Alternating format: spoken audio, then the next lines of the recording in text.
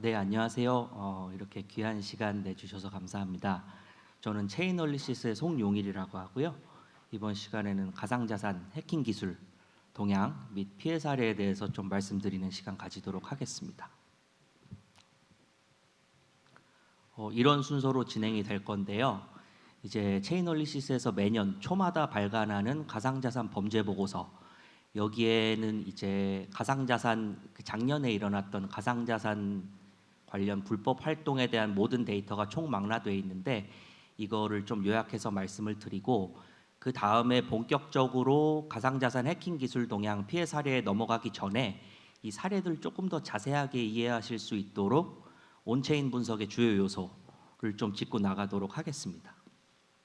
그리고 마지막은 이제 각 나라에서 얼마나 가상자산 활동이 활발하게 일어나고 있는지 그런 인덱스를 종합한 가상자산 지수로 좀 마무리하는 시간 가지도록 하겠습니다. 매년마다 이제 매년 초마다 발간되는 이제 가상자산 범죄 보고서인데요.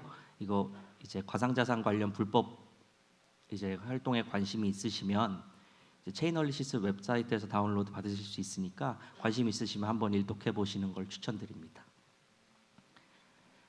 2021년 같은 경우에는 이제 가상자산 거래량이 폭등을 했죠. 이 폭등한 가상자산 거래량에 맞춰서 코인 가격도 굉장히 폭등을 해서 이제 이거에 따라서 좀 가상자산 내 불법 거래 활동도 사상 최고치를 기록을 했습니다. 그런데 이제 작년 2022년 초부터는 크립토 윈터가 발발을 하죠.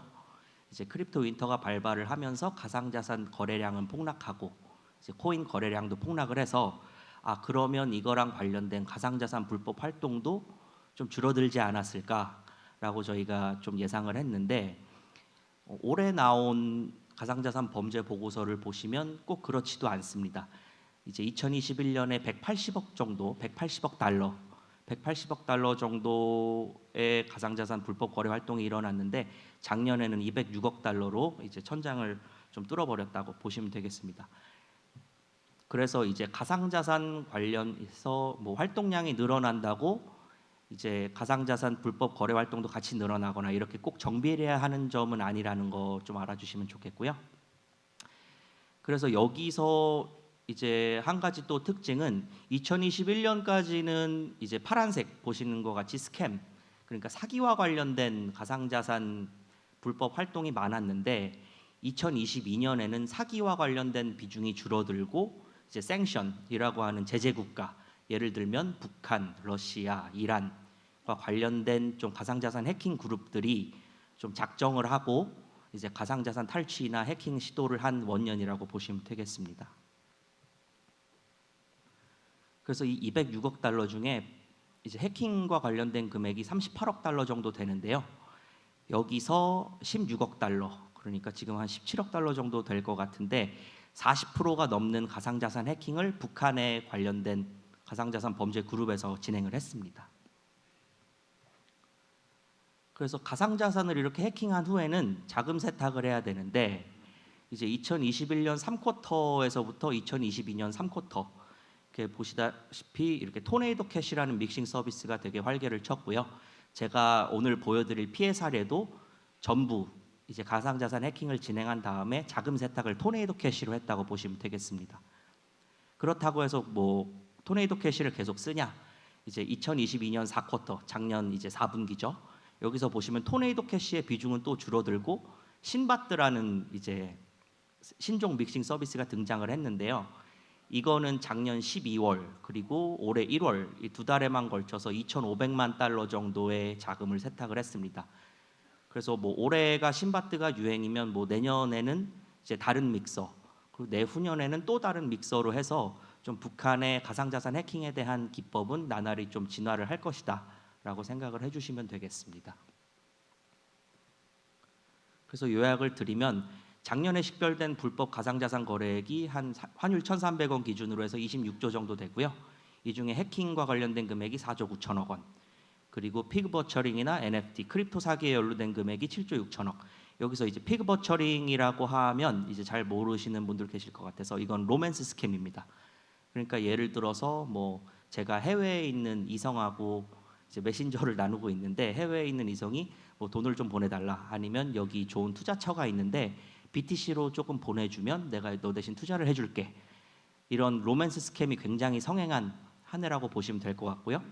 그에 반해서 랜섬웨어 같은 경우는 좀 줄어들었습니다. 이거는 매년마다 좀 줄어들고 있는 추세라고 보시면 될 것 같고, 이제 가상자산을 해킹한 다음에 세탁을 하는 이 믹서로 세탁된 금액이 10조가 넘어가고요. 그리고 다크넷 마켓플레이스, 그러니까 BTC, 비트코인으로 뭐 총기를 구매한다, 마약을 구매한다, 이런 금액들이 한 2조 정도 된다고 봐주시면 되겠습니다. 그래서 이제 피해 사례 넘어가기 앞서서 좀 온체인 분석의 주요 요소를 조금 잠깐 말씀을 드리고 이제 피해 사례 진행을 하도록 하겠습니다. 그래서 아까 범죄 보고서에서도 보셨다시피 200억 달러 넘는 거래가 불법 활동과 관련이 되어 있죠. 스캠이 있을 수도 있고 거래소 해킹, 뭐 다크넷 마켓, 테러리스트 자금 조달이 있을 수가 있는데 이런 거래들에서 비롯된 자금이 뭐 거래소나 이런 금융기관으로 들어갔을 때 거래소에서는 또 규정 준수 실패로 하는 처벌이 있을 수가 있겠죠. 뭐 정지를 먹을 수도 있고 아니면 극단적인 경우에는 뭐 폐쇄가 될 수도 있는 그런 위험이 있고요. 금융기관 같은 경우에는 우리나라 지금 업권법 때문에 레거시 금융기관이 직접적으로 가상자산 사업을 진행하지는 못하지만 이제 그렇게 될 경우에 이런 불법 활동과 관련된 자금이 들어올 경우에 좀 평판에 리스크가 갈 수도 있다. 그런 점 알아주시면 되겠습니다. 왜 이제 가상자산을 주로 써서 요즘 해킹을 할까요? 가상자산 같은 경우에는 우리가 뭐 모바일 앱으로 송금을 하다시피 뭐 결제기관이나 뭐 은행 같은 중간기관이 필요가 없습니다. 네트워크상에서 간편하게 거래를 할 수 있기 때문에 소유자를 식별할 수 없다는 이제 장점이 있죠. 장점은 이제 해커분들한테는 장점인데 이제 수사기관이나 정보기관에 나란 일 하시는 분들한테는 굉장한 단점으로 다가올 수 있다라고 말씀을 드릴 수 있겠고요. 그래서 말씀드렸듯이 제가 뭐 친구한테 5만 원을 보낸다. 그러면 저도 알고 제가 쓰는 은행도 알고 친구가 쓰는 은행도 알고 친구도 이렇게 사자간에 알게 되는데 가상자산 같은 경우에는 내가 가지고 있는 지갑에서 다른 사람이 가지고 있는 지갑으로 네트워크상으로 한 방에 보내주기 때문에 이게 그러니까 바스프 뭐 예를 들면 뭐 KYC 제도가 잡혀 있는 본인 확인 제도가 잡혀 있는 그런 거래소나 이런 서비스에 연결돼 있지 않으면 거래에 관련한 사람을 쉽게 식별할 수는 없다는 그런 단점이 있겠습니다. 그래서 여기서 이렇게 보시면 샌딩 어드레스 이제 오른쪽 화면에 보시면 뭐 36WCG6VL 뭐 이렇게 써 있는데 이렇게 주소로만 나타내면 도대체 이 주소가 뭐 거래소랑 관련이 된 주소인지 랜섬웨어랑 관련이 된 주소인지 아니면 테러리스트 자금이랑 엮인 주소인지 모르잖아요. 그래서 체인얼리시스에서는 이런 이제 각 여러 주소를 좀 그룹화, 저희는 클러스터링 한다고 표현을 하는데 이게 거래소랑 관련이 돼 있구나, 랜섬웨어랑 관련이 돼 있구나, 아니면 다크넷 마켓이랑 관련이 돼 있는지 이 클러스터링과 식별을 하기 위한 데이터 연구를 좀 전문적으로 진행을 한다고 봐주시면 되겠습니다. 그래서 이런 클러스터링 기술을 잠깐 짚고 넘어가면 쉽게 말하면 이렇게 세 가지가 있는데 이렇게 코스펜딩 애널리시스, 제가 가지고 있는 모든 송금 주소가 다 동일한 지갑 소유자, 저의 소유라고 생각하고 같이 병합하는 그런 코스펜딩 애널리시스가 있고요. 체인지 애널리시스 같은 경우에는 제가 뭐 예를 들어서 1.2 비트코인을 가지고 있는데 0.1 비트코인을 이제 보냈어요. 그러면 1.1 비트코인에 대한 잔액 주소가 자동으로 생성이 되거든요. 그래서 잔액 주소하고 보낸 주소하고 같이 병합해주는 체인지 애널리시스가 있겠고, 비헤이비어럴 애널리시스 같은 경우는 제가 1.2 비트코인을 가지고 있는데 뭐 0.01 비트코인씩 쪼개서 보냈다. 이런 서비스에 특화된 좀 거래 패턴으로 분석을 해주는 기술이 있지만 이제 체인얼리시스에서는 이런 클러스터링 과정을 코스펜딩 분석으로 자동화하고 있다는 점 알아주시면 되겠습니다. 그래서 이런 온체인 기술이나 분석 기법에 더해서 저희 이제 오신트나 메이킹 트랜잭션이라고 예를 들어서 오신트 같은 경우는 우리 뭐 페이스북이나 레딧 같은 그런 소셜 미디어 플랫폼 보면 중동의 어떤 테러리스트 집단이 홍보물을 올려놔요. 그 홍보물 밑에는 이제 BTC 주소가 하나 적혀 있죠. 여기로 좀 후원금을 보내달라. 이런 소셜 미디어 같은 것도 확인을 해서 암호화폐 주소 및 관련 정보를 찾아내고 있고요.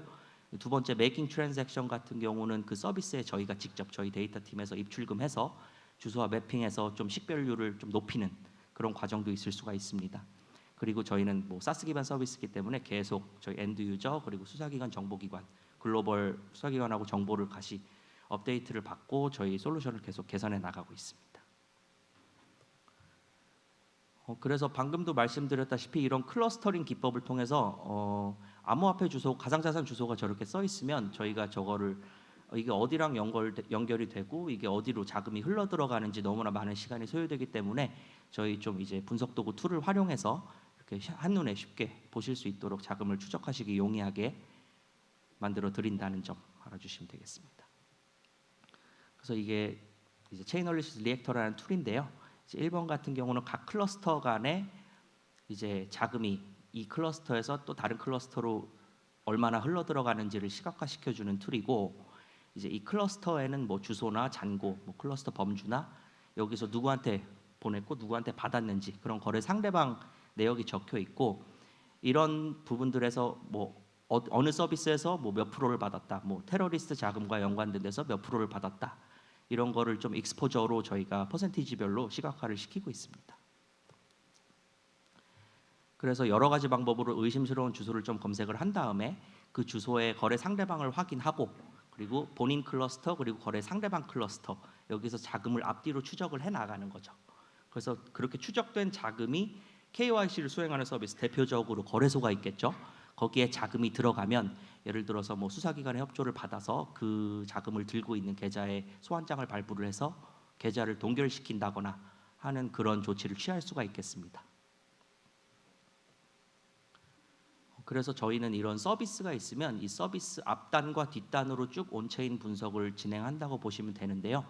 저희가 이제 거래소에 뭐 서비스를 지금 예를 들어서 거래소라고 치면 이제 거래소로 들어오는 자금 그리고 거래소에서 나갈 때부터 자금을 쭉 분석을 하는데, 저희가 이제 저희 같은 온체인 분석 기업들은 이제 서비스 안에는 이제 추적을 하지 못합니다. 왜냐하면 서비스에 속한 주소는 또 사용자가 소유하지 않고 또 서비스 운영팀에서 직접 관리를 하기 때문에 온체인 분석만으로는 서비스에 한 번 입금된 자금을 추적하기 어렵다고 생각을 해주시면 되겠습니다.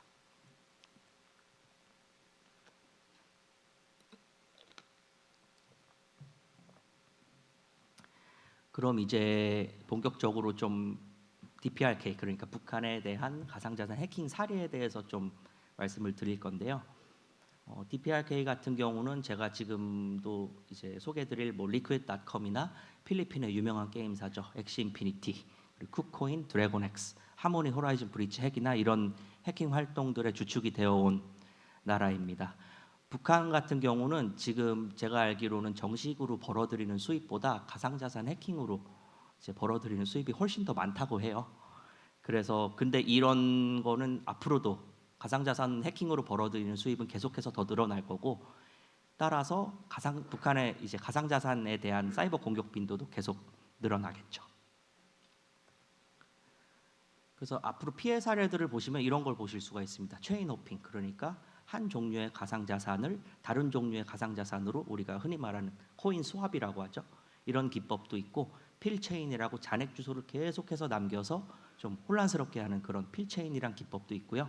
그리고 그 다음에 통합 지갑, 중간 지갑을 써서 계속 출처를 좀 어지럽히는 그런 작업도 진행을 하고, 이제 도난한 다음에 아까도 계속 말씀드린 토네이도 캐시와 같은 믹싱 서비스로 전송을 해서 거기서 거래소를 거쳐서 바로 현금화를 시도를 한다거나, 아니면 거래소에 보내서 현금화를 시도하기 싫으면 장외거래, 그러니까 KYC 본인 확인 제도가 없는 데서 청산을 한다거나, 아니면 그것마저도 여의치 않을 경우에는 그냥 개인 지갑으로 이동 후에 현금화를 시키지 않고 계속 홀드 상태로, 유유 상태로 놓는 경우도 꽤 많이 있습니다. 그래서 이제 liquid.com 말씀드릴 건데요. 재작년에 일어난 케이스입니다. 재작년 8월에 일어난 케이스고요. 여기서 이제 이 liquid.com 이제 가상자산 거래소에서 한 67개의 ERC20 토큰, 그러니까 ERC20 토큰이라고 하면 이더리움과 관계된 알트코인이라고 생각하시면 쉽습니다. 그래서 67가지의 ERC20 토큰이 상당한 양의 이더리움 및 비트코인과 함께 여기 지갑들에서 북한에서 통제하는 지갑으로 이동을 했습니다. 그리고 이 해커는 덱스 프로토콜을 이용해서 각 ERC20 토큰을 이더리움으로 바꿔주죠. 그런 다음에 이거를 또 비트코인으로 바꿔서 자금을 통합한 다음에 거래소를 거쳐서 현금화시키는 그런 스왑, 믹싱, 통합, 현금화의 흐름을 다 따라간다고 보시면 되겠습니다. 그래서 여기 그래프에서도 보시다시피 맨 위에 보이시는 저 liquid.com이란 파란색 클러스터 있죠. 여기서 liquid.com stolen funds 저 길로 자금이 이동이 됩니다. 그러니까 해커가 탈취를 한 거죠. 그리고 그렇게 도난한 ERC20 토큰을 밑에 각 덱스 그러니까 탈중앙화 거래소로 내려보내서 이거를 이더리움으로 바꿔줍니다. 이렇게 바꾼 다음에 이렇게 합친 이더리움을 각 탈중앙화 거래소와 CEX 중앙화 거래소에 입금을 해서 비트코인으로 다시 한번 바꿔주죠.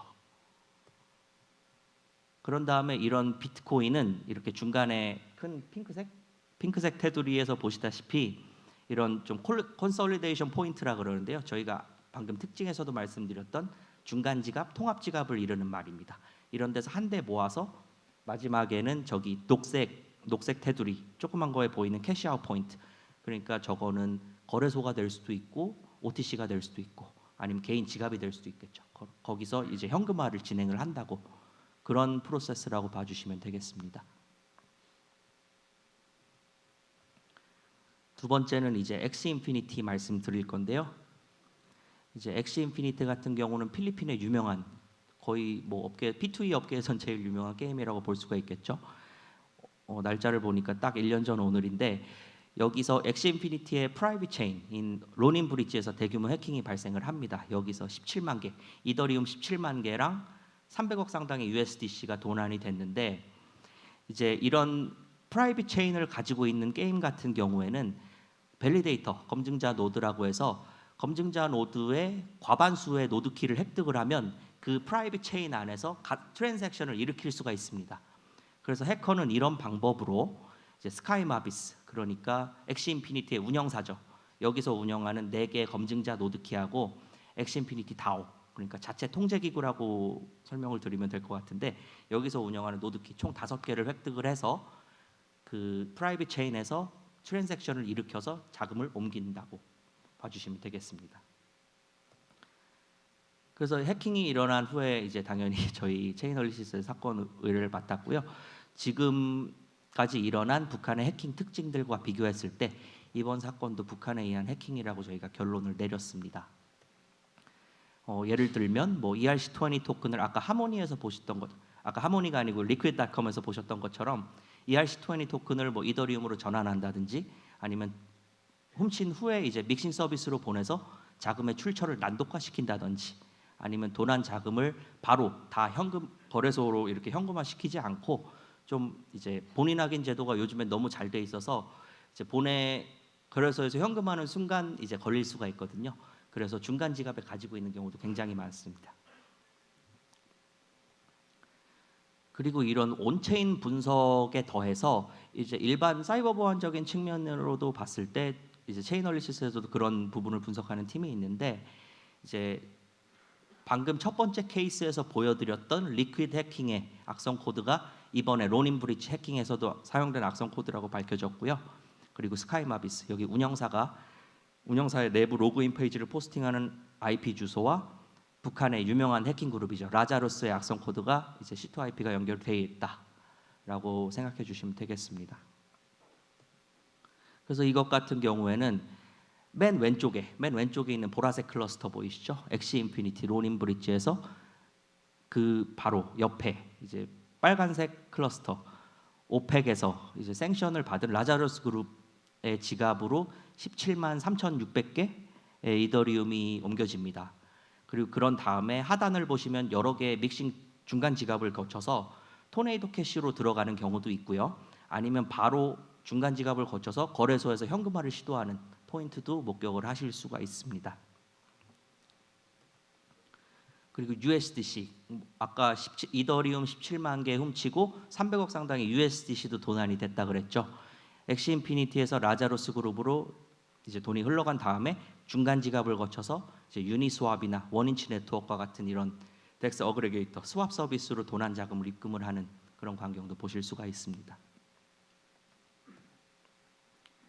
세 번째 같은 경우는 이제 하모니 호라이즌 브리치 핵인데요.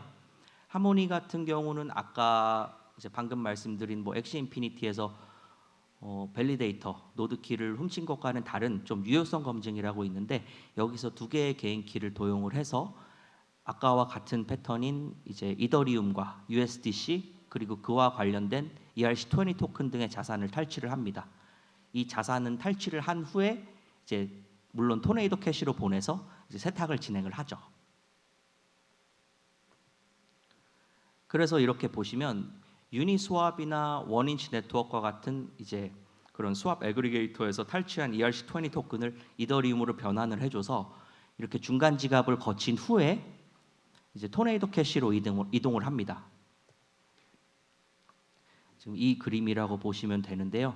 중간에 있는 클러스터가 토네이도 캐시라는 믹싱 서비스의 클러스터입니다. 여길로 지금 숫자가 잘 보이실지는 모르겠지만 6,000이더씩 이렇게 쪼개서 들어갔죠. 그거를 또 597이라는 이더로 쭉 이렇게 출처를 난독화하고 계속 쪼개서 계속 중간 지갑으로 보내주는 그런 자금 세탁 과정을 보실 수가 있습니다. 마지막으로는 이제 큐빗 해킹 사례인데요. 큐빗 같은 경우는 이제 작년에 우리나라에서 터진 최대 가상자산 해킹 사건 케이스인데 이게 아마 뭐 네이버에도 찾아보시면 이제 기사가 나와 있을 거예요. 그 디파이 랜딩 프로토콜이고요.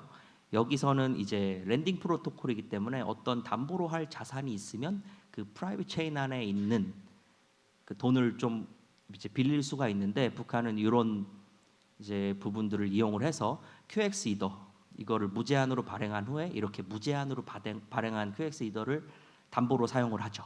그 다음에 똑같습니다. 이제 이더리움 블록체인에 연결한 후에 토네이도 캐시로 전송을 해서 이제 출처를 난독화하고 자금 세탁 과정을 거치는 물론 이런 활동들은 이제 체인얼리시스 이제 분석 툴인 리액터나 스토리라인 통해서 확인 가능하시고요. 이거는 조금 이제 전체 그래프가 아니고 좀 요약을 한 그래프인데 크로스 체인 브릿지에서 스톨른 펀드 그러니까 해커들이 관리하는 중간 지갑이겠죠. 저길로 돈이 흘러가고 토네이도 캐시에서 자금 세탁을 한 다음에 중간 지갑을 거쳐서 중앙화 거래소로 빠져나가는 그런 광경을 보실 수가 있습니다.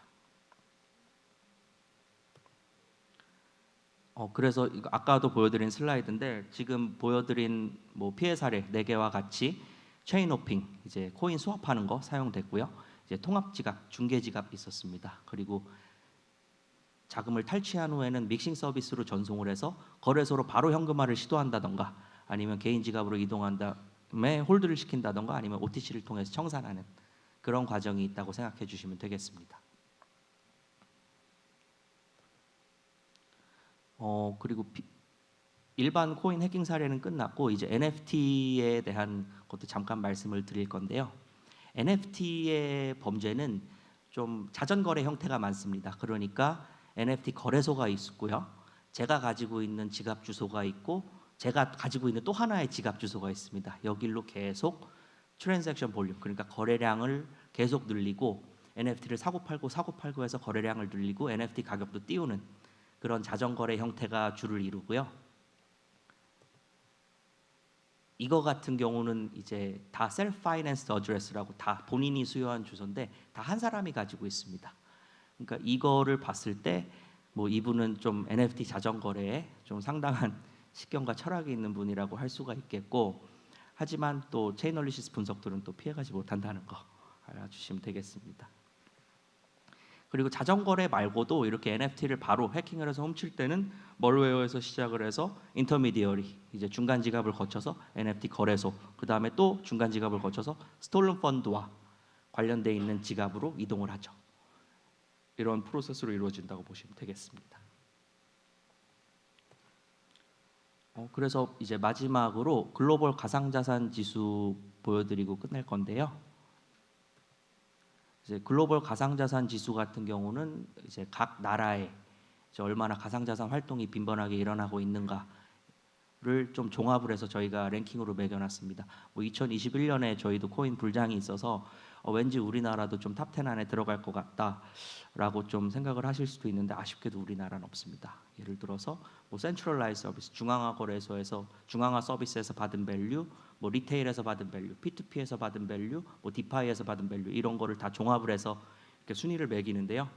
지금 말씀드린 뭐 가상자산 피해 사례에서도 보시다시피 이런 요즘에 좀 동남아 같은 이제 베트남이나 필리핀 같은 이제 동남아 국가들을 필두로 이제 우크라이나, 뭐 미국은 당연히 어디든 들어가죠.